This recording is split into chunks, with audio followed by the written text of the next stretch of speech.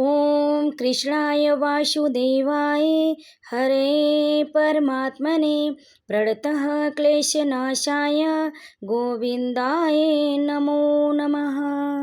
ओम नमो भगवते वासुदेवाय। प्रेम से बोलिए भगवान विष्णु की जय, श्री कृष्ण भगवान की जय। आप सभी भक्तों को योगिनी एकादशी की हार्दिक शुभकामनाएं। आप सभी भक्तों का हमारे चैनल में बहुत बहुत स्वागत है।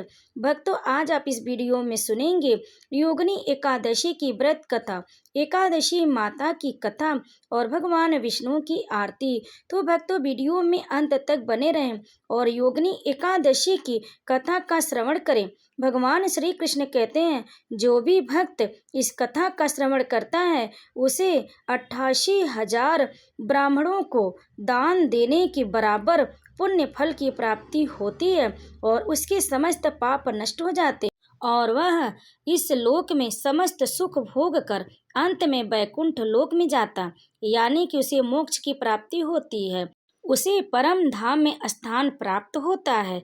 तो भक्तों, आइए आज योगिनी एकादशी के पावन तिथि पर आप योगिनी एकादशी की कथा का श्रवण करें और प्रेम पूर्वक श्रवण करें और अंत तक श्रवण करें, तभी आपको कथा सुनने का संपूर्ण फल प्राप्त होगा। तो प्रेम से बोलिए श्री कृष्ण भगवान की जय, भगवान विष्णु की जय। भक्तों, कथा शुरू करने से पहले अगर आप हमारे चैनल पर पहली बार आए तो हमारे चैनल को दिव्य कथा कहानी को सब्सक्राइब जरूर कर लें और कमेंट में जय श्री कृष्ण लिखें और प्रेम पूर्वक आप इस कथा का अंत तक श्रवण करें। महाभारत काल की बात। एक बार धर्मराज युधिष्ठिर ने भगवान श्री कृष्ण से कहा, हे त्रिलोकीनाथ, मैंने ज्येष्ठ मास के शुक्ल पक्ष की निर्जला एकादशी की कथा सुनी। अब आप कृपा करके आषाढ़ माह के कृष्ण पक्ष की एकादशी की कथा सुनाइए। इस एकादशी का नाम तथा महात्म्य क्या है, सो अब मुझे विस्तार पूर्वक बताएं। श्री कृष्ण ने कहा, हे पांडुपुत्र, आषाढ़ माह के कृष्ण पक्ष की एकादशी का नाम योगिनी एकादशी है। इस एकादशी का व्रत धारण करने से सभी पाप नष्ट हो जाते। यह व्रत इस लोक में भोग तथा परलोक में मुक्ति देने वाला है। हे धर्मराज, यह एकादशी तीनों लोकों में प्रसिद्ध। इसके व्रत से सभी पाप नष्ट हो जाते। मैं तुम्हें पुराण में कही हुई कथा सुनाता हूँ, ध्यान पूर्वक श्रवण करो। कुबेर नाम का एक राजा अलकापुरी नाम की नगरी में राज्य करता था। वह शिव भक्त था। उनका हेममाली नाम का एक यक्ष सेवक था जो पूजा के लिए प्रतिदिन फूल लाया करता था।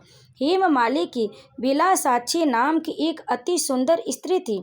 एक दिन वह मानस सरोवर से पुष्प लेकर आया, किंतु कामासक्त होने के कारण पुष्पों को रखकर अपनी स्त्री के साथ रमण करने लगा। इस भोग विलास में दोपहर हो गई। हेममाली की राह देखते देखते जब राजा कुबेर को दोपहर हो गई तो उसने क्रोध पूर्वक अपने सेवकों को आज्ञा दी कि तुम लोग जाकर पता लगाओ कि हेममाली अभी तक पुष्प लेकर क्यों नहीं आया। जब सेवकों ने उसका पता लगा लिया तो राजा के पास जाकर बताया, हे राजन, वह हेममाली अपनी स्त्री के साथ रमण कर रहा है। इस बात को सुन राजा कुबेर ने हेममाली को बुलाने की आज्ञा दी। डर से कांपता हुआ हेममाली राजा के सामने उपस्थित हुआ। उसे देखकर कुबेर को अत्यंत क्रोध आया और उसके होठ फड़फड़ाने लगे। राजा ने कहा, अरे अधम, तूने मेरे परम पूजनीय देवों की भी देव भगवान शिव जी का अपमान किया। मैं तुझे श्राप देता हूँ कि तू स्त्री की वियोग में तड़पे और मृत्यु लोक में जाकर कोढ़े का जीवन व्यतीत करे। कुबेर के श्राप से वह तत्क्षण स्वर्ग से पृथ्वी पर आ गिरा और कोढ़े हो गया। उसकी स्त्री भी उससे बिछड़ गई। मृत्यु लोक में आकर उसने अनेक भयंकर कष्ट भोगे, किंतु शिव की कृपा से उसकी बुद्धि मलिन न हुई और उसे पूर्व जन्म की भी सुध रही। अनेक कष्टों को भोगता हुआ तथा अपने पूर्व जन्म के कुकर्मों को याद करता हुआ वह हिमालय पर्वत की तरफ चल पड़ा। चलते चलते वह मार्कंडेय ऋषि के आश्रम में जा पहुंचा। वह ऋषि अत्यंत वृद्ध तपस्वी थे। वह दूसरे ब्रह्मा के समान प्रतीत हो रहे थे तथा उनका वह आश्रम ब्रह्मा की सभा के समान शोभा दे रहा था। ऋषि को देखकर हेममाली वहां गया और उन्हें प्रणाम करके उनके चरणों में गिर पड़ा। हेममाली को देखकर मार्कंडेय ऋषि ने कहा, तूने कौन से निकृष्ट कर्म किए जिससे तू कोढ़ी हुआ और भयानक कष्ट भोग रहा है? महर्षि की बात सुनकर हेममाली बोला, हे मुनि श्रेष्ठ, मैं राजा कुबेर का अनुचर था। मेरा नाम हेममाली है। मैं प्रतिदिन मानस सरोवर से फूल लाकर शिव पूजा के समय कुबेर को दिया करता था। एक दिन पत्नी सहवास के सुख में फंस जाने के कारण मुझे समय का ज्ञान ही नहीं रहा और दोपहर तक पुष्प न पहुंचा सका। तब उन्होंने मुझे श्राप दिया कि तू अपनी स्त्री का वियोग और मृत्यु लोक में जाकर कोढ़ी बनकर दुख भोग। इस कारण मैं कोढ़ी हो गया हूँ तथा पृथ्वी पर आकर भयंकर कष्ट भोग रहा हूँ। अतः कृपा करके आप कोई ऐसा उपाय बतलाइए जिससे मेरी मुक्ति हो। मार्कंडेय ऋषि ने कहा, हे हेममाली, तूने मेरे सम्मुख सत्य वचन कहे हैं, इसलिए मैं तेरे उद्धार के लिए एक व्रत बताता हूँ। यदि तू आषाढ़ माह के कृष्ण पक्ष की योगिनी नामक एकादशी का विधान पूर्वक व्रत करेगा तो तेरे सभी पाप नष्ट हो जाएंगे।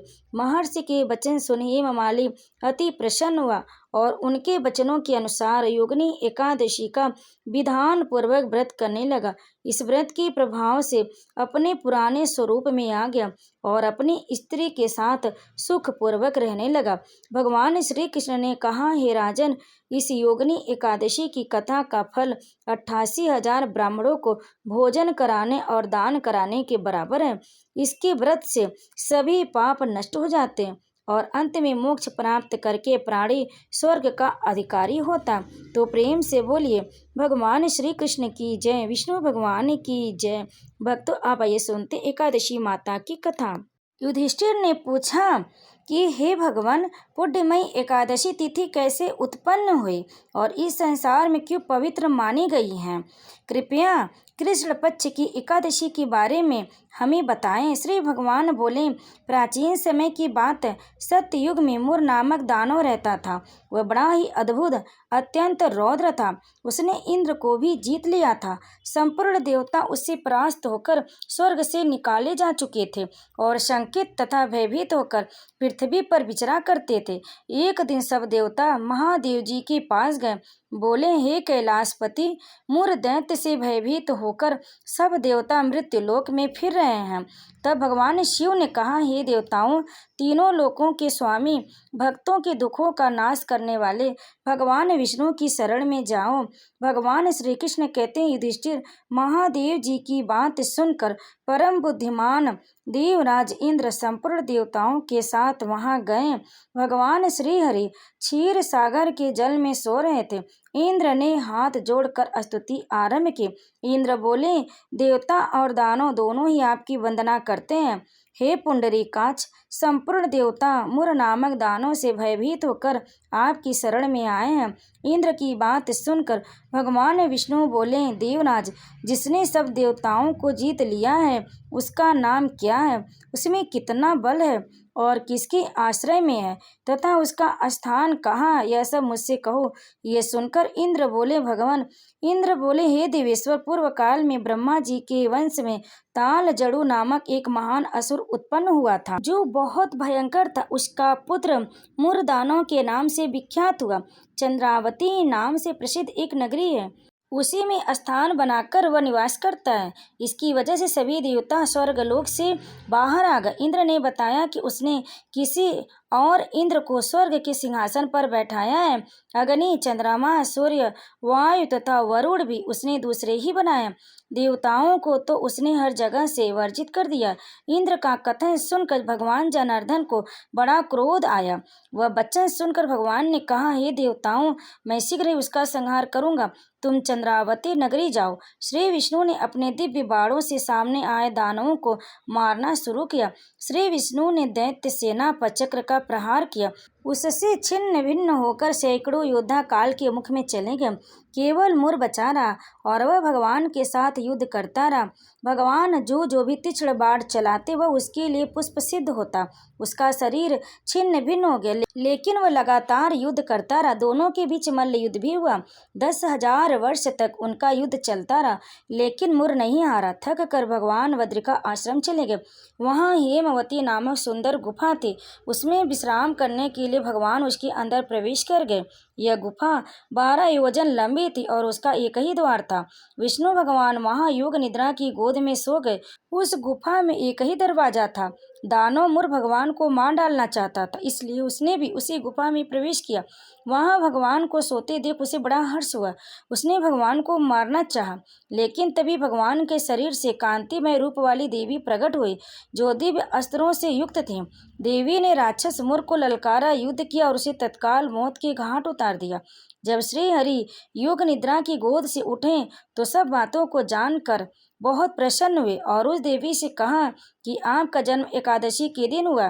कन्या बोली, स्वामी, आपके ही आशीर्वाद से मैंने इस महादैत्य का वध किया है।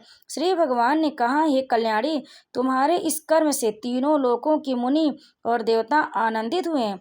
अतः मुझसे कोई वर मांगो, देव दुर्लभ होने पर भी वह वर मैं तुम्हें दूंगा, इसमें तनिक भी संदेह नहीं है। वह कन्या साक्षात एकादशी ही थी। उसने कहा, अगर आप प्रसन्न हैं तो मैं आपको कृपा से सब तीर्थों में प्रधान, समस्त विघ्नों का नाश करने वाली तथा सब प्रकार की सिद्धि देने वाली देवी हो जाऊं। जनार्दन, जो लोग आप में भक्ति रखते हुए मेरे दिन को उपवास करेंगे उन्हें सब प्रकार की सिद्धि प्राप्त हो। जो लोग उपवास, नक्त अथवा एक भुक्त करके मेरे व्रत का पालन करें उन्हें आप धन, धर्म और मोक्ष प्रदान कीजिए। भगवान बोले, जैसा तुमने कहा वैसा ही होगा। तो प्रेम से बोली, एकादशी माता की जय। भक्तों, अब आइए सुनते हैं भगवान विष्णु की आरती। ओम जय जगदीश हरे, स्वामी जय जगदीश हरे। भक्त जनों के संकट, दास जनों के संकट क्षण में दूर करे। ओम जय जगदीश हरे, जो धावे फल पावे, दुख बिन से मन का, सुख संपत्ति घर आवे, कष्ट मिटे तन का। ओम जय जगदीश हरे, मात पिता तुम मेरे, शरण गहूँ किसकी, तुम बिन और न दूजा, आस करूं जिसकी। ओम जय जगदीश हरे, तुम पूर्ण परमात्मा, तुम अंतर्यामी, पार ब्रह्म परमेश्वर, तुम सबके स्वामी। ओम जय जगदीश हरे, तुम करुणा के सागर, तुम पालन करता, मैं मूरख खल कामी, कृपा करो भरता। ओम जय जगदीश हरे, तुम हो एक अगोचर, सबके प्राणपति, किस विध मिलूं दयामय, तुमको मैं कुमति। ओम जय जगदीश हरे, दीन बंधु दुख हरता, तुम ठाकुर मेरे, अपने हाथ उठाओ, द्वार पड़ा तेरे। ओम जय जगदीश हरे, विषय विकार मिटाओ, पाप हरो देवा, स्वामी पाप हरो देवा, श्रद्धा भक्ति बढ़ाओ, संतन की सेवा। ओम जय जगदीश हरे, तन मन धन और संपत्ति सब कुछ है तेरा, तेरा तुझको अर्पण क्या लागे मेरा। ओम जय जगदीश हरे, जगदीश्वर जी की आरती जो कोई नर गावे, स्वामी जो कोई नर गावे, कहत शिवानंद स्वामी, कहत शिवानंद स्वामी, मन वांछित फल पावे। ओम जय जगदीश हरे, ओम जय जगदीश हरे, स्वामी जय जगदीश हरे। भक्त जनों के संकट, दास जनों के संकट क्षण में दूर करे। ओम जय जगदीश हरे। प्रेम से बोले भगवान विष्णु की जय, माता लक्ष्मी की जय, श्री कृष्ण भगवान की जय। भक्त कथा को अंत तक श्रवण करने के लिए आप सभी भक्तों का बहुत बहुत धन्यवाद। आप सभी भक्तों पर भगवान श्री कृष्ण कृपा सदैव बनी रहे। आप सभी भक्तों को योगिनी एकादशी की हार्दिक शुभकामनाएं। भक्तों, अगर आपको हमारी ये कथा पसंद आई, वीडियो अच्छी लगी तो लाइक ज़रूर करें, शेयर करें, कमेंट में जय श्री हरि लिखकर हमारे चैनल को सब्सक्राइब जरूर कर लें। आप सभी भक्तों पर भगवान विष्णु कृपा सदैव बनी रहे। जय श्री कृष्ण। राधे राधे। ओम नमो भगवते वासुदेवाय।